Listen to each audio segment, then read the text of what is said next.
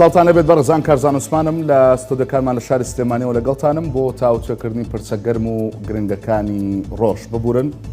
بەرنامەکە بە هۆکاری گرفتی تەکنیکی کەمێک لە وادەی خۆی دواکەوت، بەڵام ئەم شەو من قسە دەکەم لەسەر کۆنگرەی پارتی دیموکراتی کوردستان. دەبێ بزانم چی دەبێ ئەو کاریگەریانەی کە کۆنگرەی چواردەی پارتی لەسەر دۆخی هەرێمی کوردستان دروستی دەکا. حتمەن قسە لەسەر وەش دەکەم کە باس لە نیگەرانی دەکرێت لە بەڕێوەچوونی کۆنگرەکەدا بە تایبەت ئەو خەڵکانی کە دەرنەچوون، هەرچەندە هێشتا قسەی فەرمی نییە لەو بارەوە، بەڵام دەوترێت کە جۆرێک لە نیگەرانی هەیە، دەوترێت فشار هەبووە، دەستکاریکردن هەبووە، پلانەکان گۆڕانکاری بەسەردا هاتووە. بەرحاڵ ئەم شەو خۆشبەختانە میوانەکەم ئەو بەرپرسیارەتی هەیە کە بتوانێت وەڵامی ئەو پرسیارانەی من بداتەوانێ. زۆر پرسی دیکەش هەیە، پەیوەندی نێوان پارتی وەکێتی حتمەن پرسیارم دەبێت. هیوا ئەحمەد ئەندامی کۆمیتەی ناوەندی پارتی دیموکراتی کوردستان ڕاستەوخۆ لە هەولێرەوە لەگەڵم دەبێت. کاکی وا زۆر سوپاس کە میوانی تاوتویت.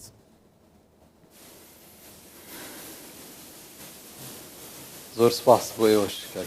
سپاس دەکەم بەڕێزانەوە کە میشە پێم خۆش ئێوەش بەشدار بن بە کۆمنتەکانتان. هەر پرسیارێکتان هەبوو پەیوەست بە تەوەری بەرنامەکە، من هەوڵ دەدەم کە وەڵامتان بۆ وەربگرمەوە. ئێوە دەرفەتان هەیە بە کۆمنت پرسیارەکانی خۆتان لە لایڤی بەرنامەکە لە تۆڕی کۆمەڵایەتی فەیسبوک بۆ من بنووسن. کاکیوە بە شێوەیەکی گشتی بەڕێوەچوونی کۆنگرەی چواردەی پارتی دیموکراتی کوردستان چۆن بوو و توانی چی بگۆڕێ لە پارتی دیموکراتی کوردستاندا؟ چێن ئەوانەی کە کار لەسەر ئەو بابەتە دەکەن، کار لەسەر ناکۆچی یان زەقکردنەوەی ناکۆچەکان دەکەن لە ناو پارتیدا؟ بەڵێ هەموو ئەوانەی کە پارتی بە هێزی یەکەم دەزانن و بە ڕکابەری بە هێزی خۆیان دەزانن و جگە لەوەش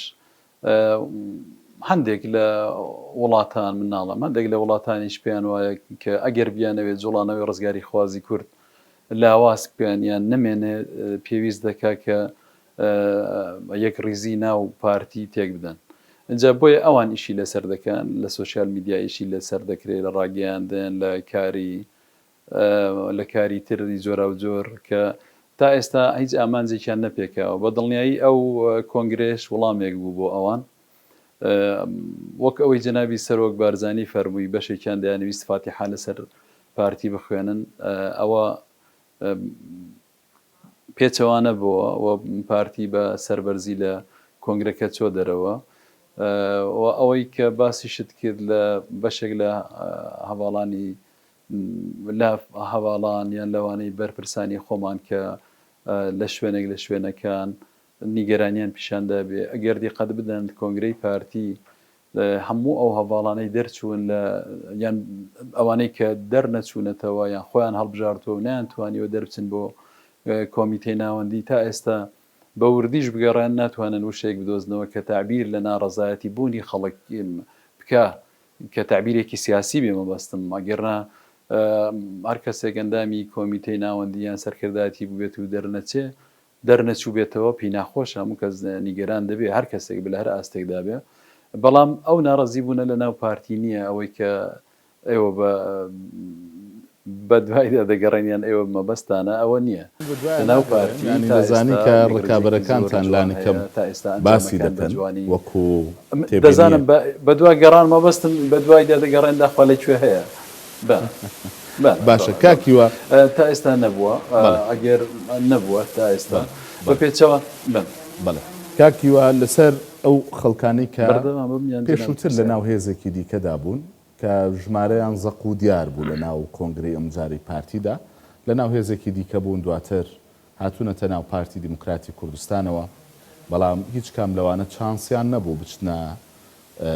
ببن بە ئەندامی کۆمیتەی ناوەندی. جا قسەکە ئەمە بوو، ئەمە بە مەبەست کراوە پارتی هەمکردنی بە پارتی و هیچ بەرپرسیارەتی و پۆستێکیشیان ناداتێ، وەکو بڵێ متمانەشیان پێ ناکە لە شوێنی حەساسدا دایان بنێ و وەکو سەرکردە لە پارتیدا دەربکەون. قسەی پارتی بۆ ئەم دەربڕینە چییە؟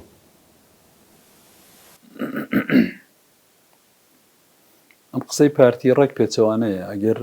جێگەی متمانە نەبوونە هەر لە ئەساسدا نەدەبوون بە ئەندامی کۆنگرە چکە کۆنگرەیەکێک لەو ئۆرگانە گرنگانەیە یان ئەو شوێنە گرنگەیە کە نهێنی پارتی تێدا باز دەکرێت لە ئەساسدا نەدەبوون بە ئەندامی کۆنگرە یان ڕێگە نەدەدرا خۆیان بربژێر بکەن بە پێچەوانەوە بەشێک لەو بەڕێزانە خۆیان بربژێر کێت ڕیکلامیان بۆ کرا لە شوێنێک لە زۆر لە لقەکان و لە مەراکزی انتیخابی ڕیکلامیان بۆ خۆیان کرد ئێمە مەجالماندان ئێمە بۆن مونە من لە لای خۆمەوە هەوڵمدا کە کۆمەڵێک لەو هەواڵانە بناسرێن خەڵکی تر بە هەمان شێوە لە ئۆرگانەکانی تر هەوڵیاندا بەڵام ئەوە کۆنگرەیە کە وەڵام دەداتەوە ئەندامانی کۆنگرن کە وەڵام دەداتەوە بە خۆشیان زۆر باش دەزانن هیچ زەختێک و پاڵەپەستەوەک نەبوو بۆی کە کەس دەنجیان نەداتێ ئەوەی کە خواستی خەڵک بووە کە یعنی زۆرێک لەوانەی کە دەریش نەچوون یان دەرنەچوونەتەوە لە لایەنەکانی ترەوە نەهاتوون تێکۆشەرە هەرە دێرین و کۆنەکانی ناو پارتی دموکراتی کوردستان بوون کە یەک دنیا خەبات و تێکۆشانیان هەیە بەڵام تەماشا دەکەی دەرنەچوون خۆ ئەیدی بۆ ئەوان دەڵەن چی ینی مەسەلەکە ئەوە نییە بەڵام پرۆسەیەکی دموکراتیە بە خۆشیان بڕۆیان بەو پرۆسە دموکراسیە تا هەبووە هەرێکی کیلۆ بەڕێزانەی کە جەنابەت باسییان دەکەی ئێستا قسەیان لەگەڵ بکەی پرسیاریان لێ بکەی ڕەنگە پێچەوانەی ئەوەی بەڕێستان وڵام بداتەوە بۆیە ئەم بابەتە دوورە لە ڕاستی پارتی ڕێگەی بە هەمویاندا و زمینەی بۆ خۆشکردن بەڵام ئەو ئەندامانی کۆنگرن کە ئازادن لەوەی چۆن ئازاد بوون لەوەی کە چۆن دەنجیاندا بێ وا دەنجیاندا کە ئەنجام بکەی بەو شێوەیە کەوتەوە بەڵام هیچ یەکێک لەو بەڕێزانە بێ ئیژنین هەمویان لە ئیشی جۆرە کاری باشیان هەیە لە پێگەی گرنگی حکوومەت یا حزبیدا نێوانی یەکێتی و پارتی ئێستا لە چه ئاستێکدایە کاکیوە بازدەوە دەکرێت کە ناکۆچی و نیگەرانی قوڵ هەیە بەڕاستی ناکۆچی و نیگەرانەکان ئەوەندە قوڵن بەرامبەر بە یەکتر کە مەترسی هەبێ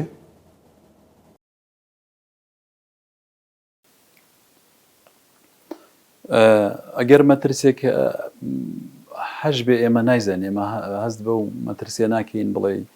بینی پارتی و یەکێتی گەیشتوتە بنبەست و گەشت بێتە کۆتا ئیشتیوانیە ئێمە دوای کۆنگرە و لە ناو کۆنگرەشدا بڕیارماندا کە بە پەیوەندەکانی خۆماندا بچینەوە لەگەڵ هەموو حیزب و لایەنە سیاسیەکانی هەم کوردستانی هەم عێراقی هەم لە ئاستی هەرێمایەتی و نێودەوڵەتیشدا بۆی ئێمە فاکتەری خێر بینەوە دەستی براتی و هاوکاری بۆ هەموو تێکڕای و حیزب و لایەنە سیاسیانە درێژ دەکەین کە دەیانەوێت هەرێمی کوردستان بەهێز بکەن سەبارەت بە یەکێتی نیشتیمانیش ئێمە گرفتمان هەیە لەگەڵیان بە تایبەتی دوای ئەو یەک دوو ڕوودا و ڕوویاندا کە ڕەنگە من بەبەستم نەبێ ئەو ڕووداوانە باس بکەم جارێکیکە ئەو ڕووداوانە ئاڵۆزیان دروست کرد ڕووداوەکان لە هەرێمی کوردستان ڕوویاندا و مای نیگەرانی بوون بۆ خەڵکی کوردستان بۆ هەرێمی کوردستان چکە دەبێت ئەو شتانە بڕ بکرێ کۆتاییان پێبێ بۆیە لە پێش ئەوەش و دوای ئەوەش و یەکێتی تۆزێ بە هەستیاری تعامل لەگەڵ پارتی دەکا زۆربەی قسەکانیان لە ڕائعلامە لە ڕاگەیاندنەکانە و ئێمە پێمان باشە ئەگەر شتێکیان هەیە لە گەڵ مەکتەبی سیاسی ئێمە باسی بکەن و هەوڵ بدرێت چارەسەری کێشە و گرفتەکان بکرێ بۆیە بەڵێ ساردی هەیە بەڵام ئێمە هەوڵ بدەین ساردیەکان ئەگەر کەم بکەینەوە باشەوا دەردەکە و لاهور شێخجەنگی تا پێش ڕووداوەکانی هەشتی تەمووز و ئەو گۆڕانکاریانی لە ناوێکێتیدا ڕوویدا کە ناکۆچی قوڵ لە نێوان لاهور شێخجەنگی و پارتی دموکراتی کوردستان و بە تایبەت مەسرور بارزانی و بنەماڵی بارزانیدا هەیە بەڵام ئێستاوا دەردەکەوێت نزیکایەتی و دۆستایەتی هەیە لە نێوان ئەم دوو ئاراستەیەدا ئەم نزیکایەتیە هەیە ینی جۆرێک لە پەیوەندی نوێ دروست بووە لەگەڵ ئەم خەتە ئەم هێڵە جیاوازی ناوێکێتی نیشتیمانی کوردستان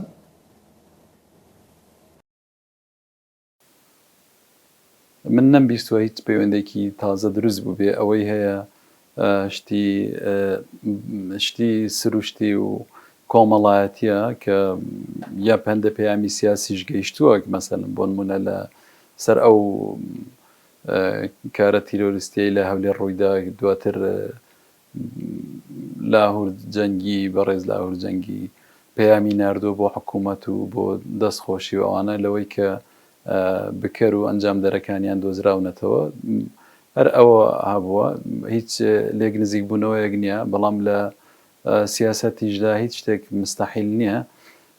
ئەوە شتێکی سروشتیەوە دەبێت خەڵکی کوردستان زۆر جار باس لەوە دەکەن کە بۆ پەیوەندیەکانتان باش نین ئەگەر باش بن بۆ دەبێت بکەوێتە جێی پرسیار ئەگەر باش نەبن دەکەوێتە جێی پرسیار ئەگەر شتێکی ئەوها ڕوش بدا دەبێت بە شتێکی سروشتی وەربگیرێ بەڵام هیچ پەیوەندێکی سیاسی لە نێوانی پارتی و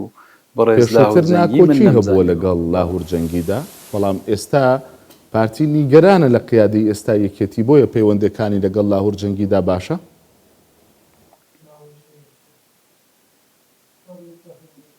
دڕوا ناکەم پەیوەندی بەو بابەتەوە هەبێ هەڕەنگە شتێکی نۆرماڵ بێت تا ئێستا هیچ شتێکی گەورەش ڕووی نەداوە کاکیوە پەیوەندەکانتان لەگەڵ هێزولایەنەکانی دیکەدا لە پاش کۆنگرەوە چۆن دەبێت با بڵێن خیتابی پارتی بۆ هێزولایەنەکانی دیکە بۆ لە مەودووە بە چ جۆرێکە هیچ گۆڕاوە لەم خیتابە سیاسیە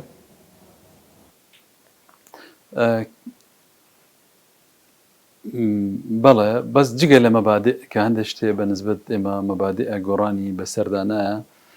نەک بە کۆنگرە بە هیچ کۆنگرەیەک ئەویش خۆشەویستیە وابەستەیمانە بە خاک و وڵات و نیشتیمانی خۆمان دەمانەوێت لەسەر ئەم ناجە بمێنینەوە پەیوەندیەکانمان لەگەڵ هەموو ئەو حیزب و لایەنە سیاسیانە لەگەڵ هەموو ئەو گروپ و کەسایەتی و هەموو توێژ و توێژاڵانە لەگەڵ هەموو ئۆرگانێکی یاسایی و مۆڵەت وەرگرت و باش دەبێت کە بیاوێ هەرێمی کوردستان بەهێز بکە یان هەرێمی کوردستان بە بەهێزی بمێنێتەوە کار لەسەر لاوازی هەرێمی کوردستان نەکە لە ڕووی سیاسی لە ڕووی ئابووری لە ڕووی کۆمەڵایەتی لە ڕووی ڕاگەیاندن لە هەموو ڕوویەکەوە ئێمە پەیوەندیمان لەگەڵ هەموو ئەوانە بەهێز دەکەین و ئەگەر لە شوێنێک ساردێکی شەبوو بێ ئێمە دەستی برایەتی و پەیوەندی درێژ دەکەین بۆ ئەوەی پەیوەندیەکان گەرم بکەینەوە بەڵام بە پێچەوانەوەش بە دڵنیایی بە پێچەوانەوە دەبێت ئەگەر حیزب و لایەنێک سیاسی بیاوێ پارتی یا با بڵێن هەرێمی کوردستان لاواز بکە لە هەموو ئەو بوارانەی کە من باسم کرد پارتی پەیوەندی لەگەڵیدا باش نابێ باشە کاکیوە هەمیشە ئەو سەرنجەیان ئەو ڕخنەیە لە پارتی دیموکراتی کوردستان هەیە کە تاک ڕەوانە مامەڵە دەکا و جۆرێک لە ئەحساسی خاوەنددارێتی تەنیا بۆ خۆی دروست کردووە حسی شەراکەتی بۆ هێزەکانی تر نەهێشتۆتەوانێ ئەم ئەحساسەیان ئەم نەوعە لە مامەڵە لەلایەن پارتی دیموکراتی کوردستانەوە بۆ هەیە ئەگەر هەیە حتمەن جارێ ئەوە پرسیارە و دوهەمینیش بابەتی دواخستنی هەڵبژاردنەکان هەڵبژاردننی پەرلەمانی کوردستان جۆرێک لە نیگەرانی لە لای خەڵک دروست کرد پارتی بۆ نایەوێ هەڵبژاردن بکرێ بابەتی کەمکردنی دەنگەکانی لە هەڵبژاردننی پێشووتردا هۆکارە بۆ ئەوەی حەزەر بکە لە هەڵبژاردن ترسی هەبێ لە هەڵبژاردن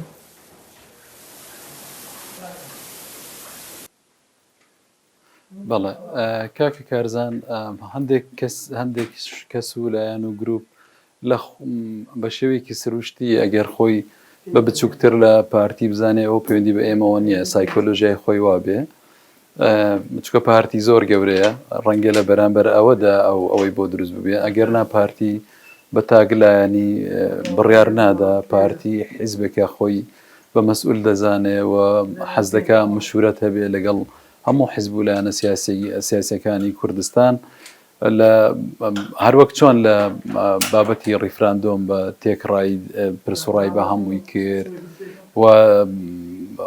پارتیش وەکو یەکێک لە حیزبەکان و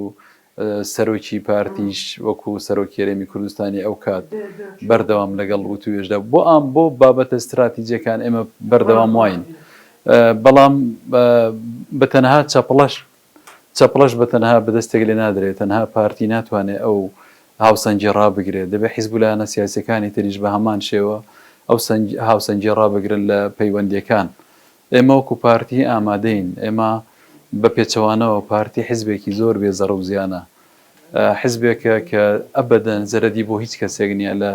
هەرێمی کوردستان پارتی ئەزیەتی نەدەی نەوەک تاک نەوەک کۆ نەوەک ئۆرگان ئەزیێتت نادا حزبێکی هێمن لەسەر خۆ و بەهێمنی حیزباتی خۆی دەکات بەلای گیر و گرفتدا ناچێ پارتی خۆی بەرپرس دەزانێت لە هەرێمی کوردستان لە ئاسایش هەرێمی کوردستان لە ڕووی سیاسی کۆمەڵایەتی ئابووری هەمەلایەنیەوە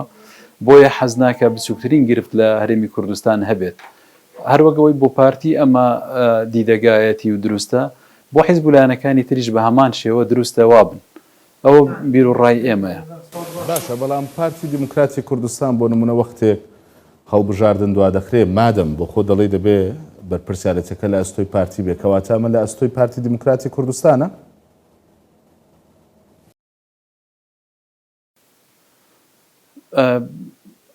بابەتی پەرلەمان ئەوە دواخستنی پەرلەمان لەناو پەرلەماندا مناقەشەی لەسەر کراوە و دەنجی لێدراوە من ئەندامی پەرلەمانی کوردستان نیم دەکرێت لەگەڵ هەواڵەکانی خۆتان لەوێ لەناو پەرلەمانی کوردستان قسە بکەن یان لەگەڵ فراکسیۆنی پارتی یان لەگەڵ سەرۆکی پەرلەمان لەگەڵ سەرۆکی پەرلەمان قسە بکەن لەسەر بابەتە وتوێژ بکەن ئەوان ڕەنگە زیاتر بتوانن جوابتان دەنەوە چکە موسسەیەکی یاسایی و دەستوریە ئەوان زیاتر معلوماتیان لەسەر من لەناوداهێ من لە فراکسیۆنی پارتی وێکێتی لە دامەزراوەی دەمیان بەم بابەتە داوە ڕوئیای سیاسی پارتی لەگەڵ دواخستنی هەڵبژاردندایە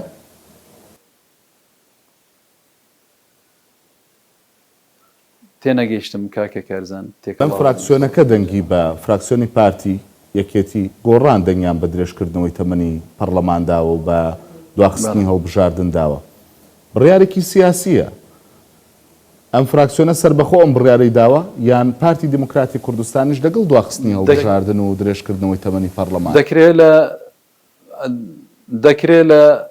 دەکرێت بۆ ئەو بابەتە قسە لەگەڵ سەرۆکی فراکسیۆنی پارتی بکەن ئەوان زانیاریان زیاتر لەسرە من بابەتی پەرلەمان وردەکاریەکانی لێ نازانم ئەوان ڕەنگە ئەگەر تەوجیهەکە بێ ئەوان دەیزانن ئەگەر نەبوو بێ و مناقەشەی لە ئەنجامی مناقەشەی نێوان ئەندام پەرلەمان و پەرلەمانەکان و فراکسیۆنەکان بوو بێ ئەوان باشتر دەیزانن من خەریکی کاری سیاسی و حیزبی و جەماوەری بووم هەرچەنەم پرسیارە ڕەنگە زۆر تایبەت بێ و لە پاش ساڵانێکی زۆر و ئەو کات کە بەرپرسی لقی چواری پارتی دیموکراتی کوردستان بوون ڕووداوەکانی هەفتەی شوبات ئێوە وەکو یەکێک لە تۆمەتبارەکان ناوتان دەهێنرا گوایە داواکراو بوون ئەو کەیسە بە چۆ گەیشت چوونە بەردەم دادگا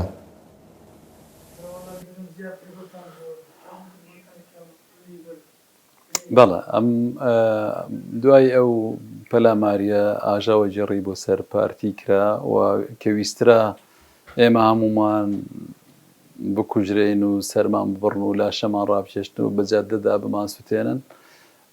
بەداخەوە ڕووداوی زۆر دڵتەزیان ڕوویدا کە دەستگا ئەمنیەکانی ئەو کات نەیانتوانی ئێمە بپارێزن و خەڵکی تریش بپارێزن ئەو ڕووداوانە شتی ناخۆشی لێ ڕوودا ڕاستە ئەوەی جەنابەت دەڵێ بڕیاری من تۆمەتبار کرام بەڵام من لەو بابەتە کە تۆمەتبار بووم چوومە بەردەمی دادگا بۆ چەند جەلسەیەک چوومە بەردەمی دادگا و